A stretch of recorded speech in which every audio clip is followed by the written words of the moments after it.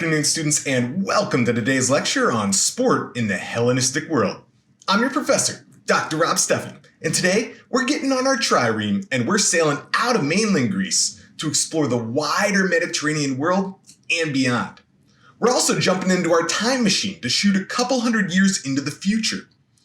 So far, we've been looking at the worlds of archaic and classical Greece, especially in the 5th and the 4th centuries BCE. But now we're going to move a few centuries ahead to see what happens when the democracies of ancient Greece collapse and the empire of Alexander and his successor kings arise in Greece, in the Near East, and beyond. In doing so, we'll see that the world of sport is something that transcends politics. It's popular in democracies, in oligarchies, in monarchies, and in empires. So whether you want to give power to the people or simply rule with an iron fist, journey with me as we investigate sport in the Hellenistic world.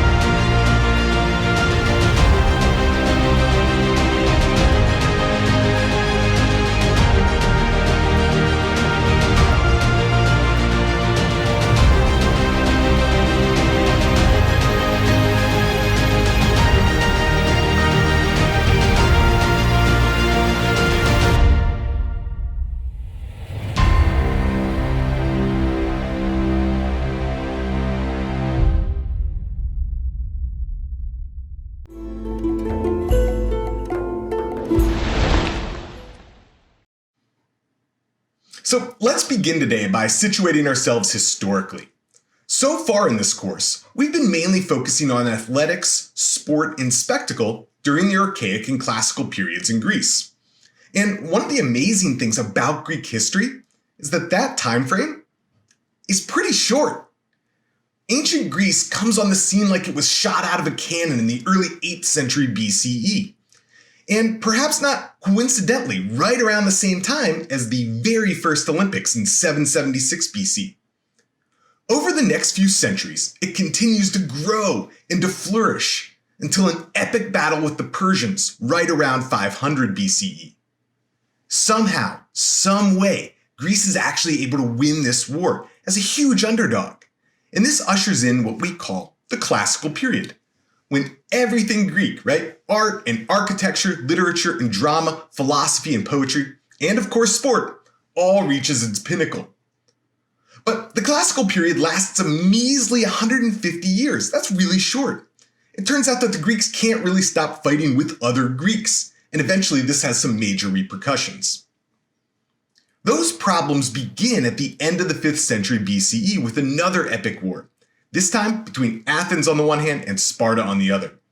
We call this the Peloponnesian War. And in this one, Sparta pulls the upset. Athens was way wealthier going into this fight, and this brings about what many people call the Golden Age. It now comes to a close. The war itself also loops in previously peripheral groups.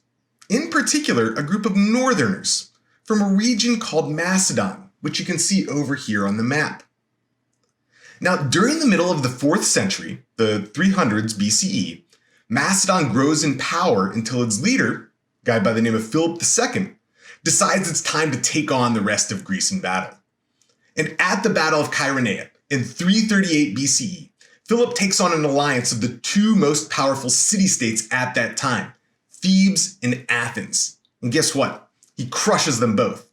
The Greco-Roman historian Plutarch records a couple hundred years later that in the aftermath of this battle, Philip got incredibly drunk on wine and danced on the bodies of the Greek corpses. Yikes. Take it easy there, Phil. Anyway, Philip was a man of ambition, and now with Greece under his control, he set his sights on the mighty Persian Empire, seeking retribution for their attacks 150 years earlier. Only one thing was left to do before Greece took on this enemy. He had to secure one final marriage alliance to keep Greece safe and secure.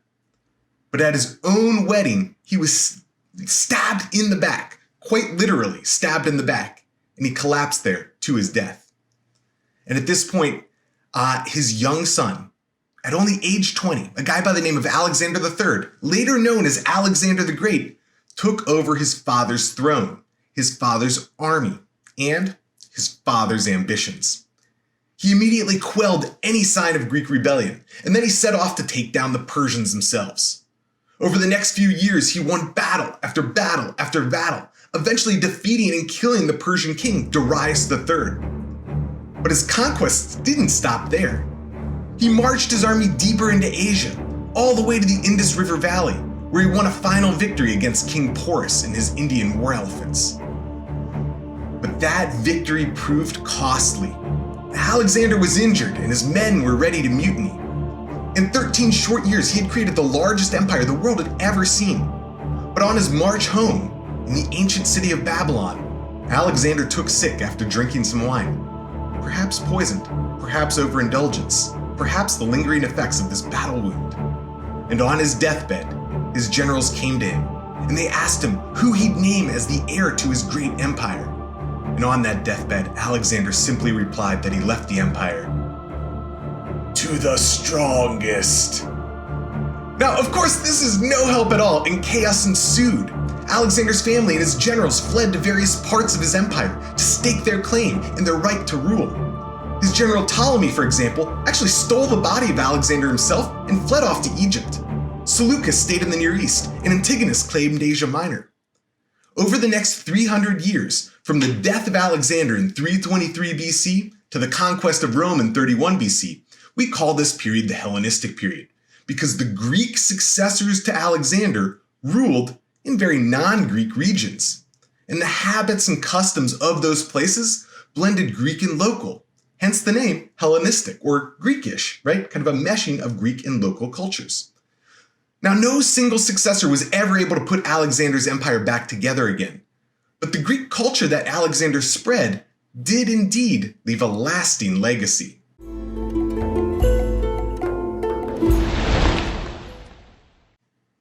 So, what role did sport play in the spread of Greek culture throughout Asia Minor, the Near East, and Egypt? Well, to answer that question, let's start a little closer to home and consider the role of sport in the region of Macedon, the homeland of Philip and his son Alexander. And to understand that, you have to have a sense for Macedonian identity. Now, the Macedonians themselves considered themselves Greek, but the core Greek city-states, places like Athens, often viewed them as really outsiders. One of the early princes, for example, wanted to compete at Olympia in the Olympic Games, but he was originally barred from those games on the basis of not being Greek, even though he was from Macedon and considered himself Greek. Others didn't. He had to trace his ancestry back to the city-state of Argos to eventually gain entry into those Olympic Games. And, as legend has it, he tied for first place in the sprint, or stadion. Now, later Macedonian monarchs continued to promote Greek culture. And right around 400 BCE, their king Archelaus I instituted a festival to Zeus that may have included athletic events. But it was Philip II, right, the father of Alexander, who really built that connection between Macedon and Greek sport. He won at least 3 chariot races at the Olympic Games, and in the middle of the 4th century, he claimed another victory at the Pythian Games at Delphi. All perhaps without ever actually attending the games, right? Because you could do that with a chariot. You just send your charioteer in your stead. Now, since the victor was the owner of the horses rather than that charioteer, Philip could still win. Anyway, Philip II promoted these victors on state-issued silver coins, claiming not only his Greekness, but also his superiority within that group of Greeks. Philip also weaseled his way into the Pythian Games, and in the mid-4th century, Delphi was the center of a series of wars, eventually falling under the sway of nearby city-states rather than remaining independent. And Philip used his army to put an end to that war. And rather than place Delphi under Macedonian control, he liberated the sanctuary, thus earning him a right on the Delphic Council and the right to preside over those Pythian games. After his military victory over the Greeks at Chaeronea, Philip went on to commemorate his previous victories at Olympia. He built a shrine to himself, known as the Philippeion, named it right after himself, right in the middle of the Altus. Remember that sacred sanctuary at Olympia? So we can see Philip strategically embracing Greek athletics and the sanctuaries associated with Greek athletics to solidify Macedon's claim to being Greek. Sports weren't just for glory. They were used to establish, fundamentally, who you and your people were.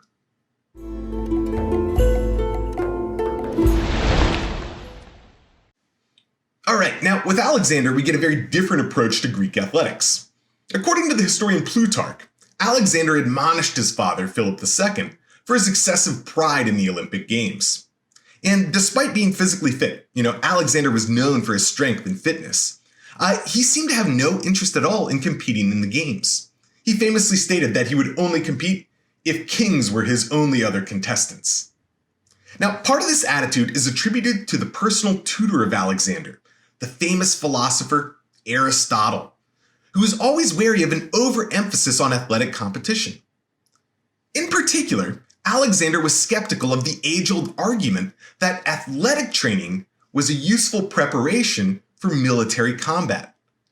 And once, when he was touring the Ionian city of Miletus, Alexander saw the statues of famous Olympic victors, and he looked up at them, and he snarkily remarked, asking, where were those athletes when the city was being burned and conquered by the Persians? Kind of hinting, right, that their athletic preparation didn't do them any good militarily. The one place Alexander did see value in athletic competitions was in the celebration of his military victories. And we see this time and time again as he made his way east in conquest of the Persian Empire. We get a celebration of the site of Soli in 333, which included both athletic and musical contests.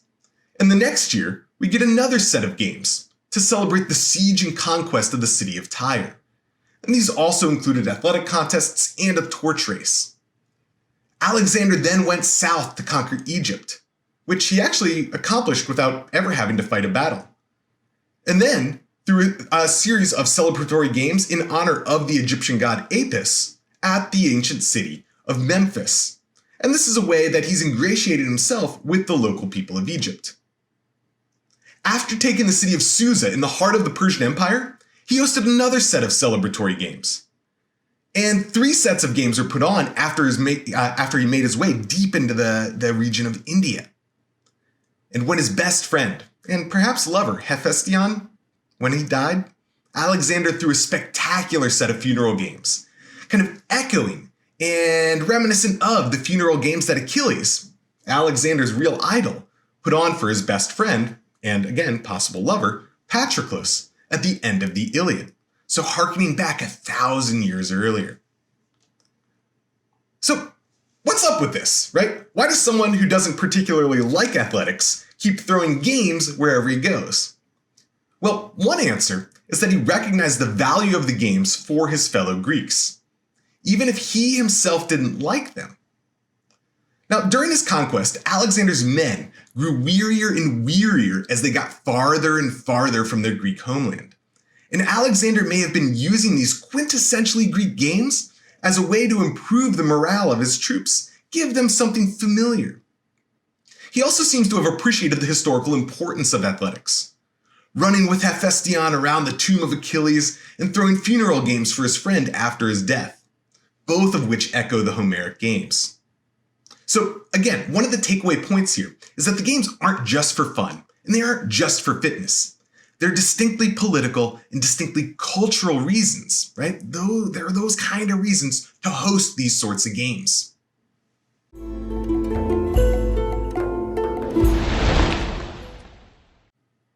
Now, we saw earlier that after the death of Alexander, his generals and his family fled to the corners of his empire to stake their claim. And in the centuries to come, the successors and their descendants battled one another to rebuild Alexander's great empire. But none ever could. But in the aftermath of Alexander, this led to another important development. these Hellenistic kingdoms brought Greek culture to regions far outside the traditional Greek homeland. And part of that culture, of course, included sports and athletics. Perhaps surprisingly, many of the games in the Hellenistic world were still held at the city level.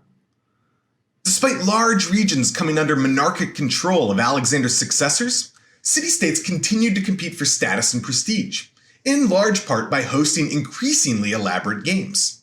And many of these games were based in large part on the traditional Pan-Hellenic games. So they adopted the prefix iso, meaning equal to. So you get examples of the Iso-Nemean games, or the Iso-Pythian games within the Aetolian League. And you get the Iso-Olympic games within the Kingdom of Pergamon, right? All these new sets of games claiming their kind of equality to those traditional Pan-Hellenic games. And what's really cool here is that this is very similar to the term Hellenistic itself, right? Hellenistic means these cultures were Greek-ish, right? Or Greek-esque, meshing the Greek rulership with the local culture.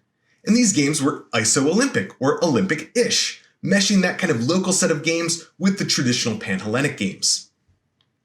Now, Hellenistic royalty would also use their sport and spectacle to promote their kingdom within the Hellenistic world. So, for example, the founders of the Ptolemaic dynasty in Egypt, Ptolemy I Soter and his wife Berenike I, they both promoted their chariot victories at the Olympic Games. And their successors, the not so creatively named Ptolemy II and his wife Arsinoe, set up statues of themselves at Olympia in honor of their chariot victories. Ptolemaic royalty even starts showing up on victory lists at the Panathenaic Games in the city of Athens in the 2nd century BCE. So again, we have to ask ourselves the question, what's up with a bunch of Hellenistic monarchs living halfway across the known world competing in these ancient Olympic and ancient Panathenaic Games? Well, it makes sense when you think about it culturally. This was one of the main things that connected them as Greeks to other Greeks and established their Greek identity in a world, right? A non-Greek world which they were ruling.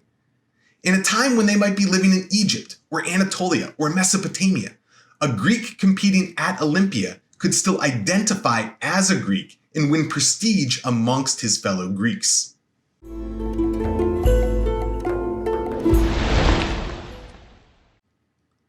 Now, as Greek sports expanded geographically during the Hellenistic period, they also grew in popularity.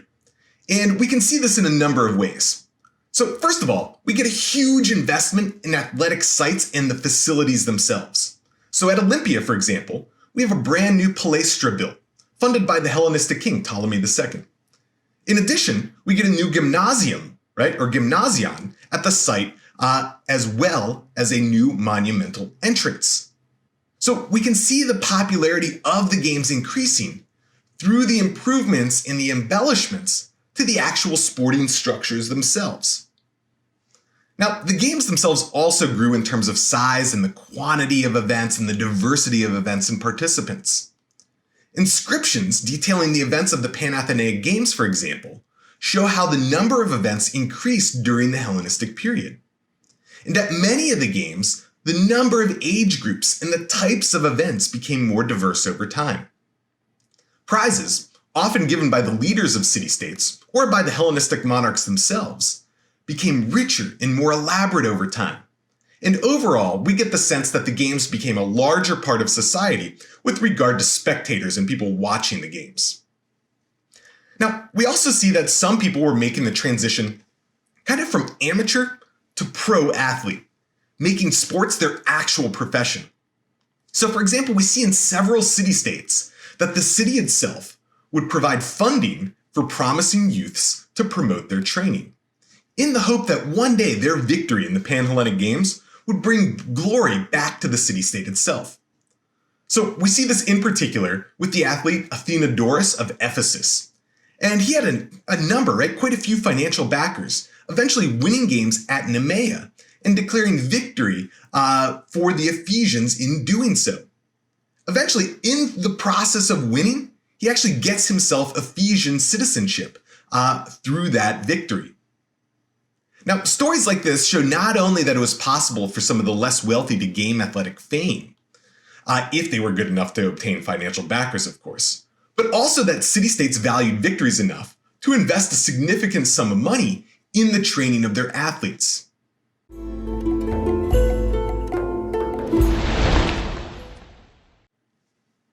So reading about the Hellenistic world automatically makes me think of the modern world. This was a time when a culture spread throughout the known world, meshing with local cultures along the way. And it's hard not to think of America in a similar way, right? As English becomes the kind of lingua franca, right? The common language for international discussions around the world. And as sports, especially things like basketball, right, are picked up and played competitively in Europe and in Africa and in Asia. And in our own lifetimes, we've seen the meteoric rise of spectatorship in athletics. So for example, in 1990, it's estimated that about 74 million people watched the Super Bowl. Now, today, it's regularly over 100 million people watching. And 50 years ago, college sports were something played by amateurs who maybe practiced a little bit after their engineering class, right? Now, while still technically played by amateurs, college athletes are some of the world's best, and the NCAA generates millions of dollars a year. The NCAA basketball tournament alone generates $700 million. Maybe it's time for the players to start getting a cut of that? I don't know. That's not the topic of this course, just old Dr. Rob's opinion. It's not an opinion-based talk show?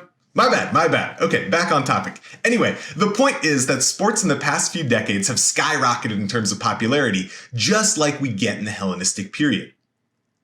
It's also easy to see parallels in terms of countries training and promoting their own athletes in order to win glory at international sporting competitions.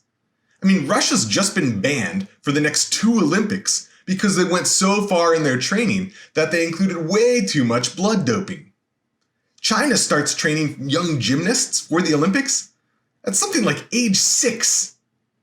Clearly, countries are invested in gaining glory from their athletes, just like those Hellenistic kingdoms were in the ancient world.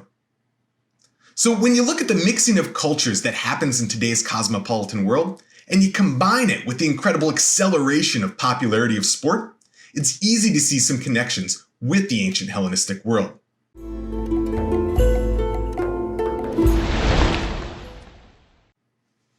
All right, you have made it to the end of another episode.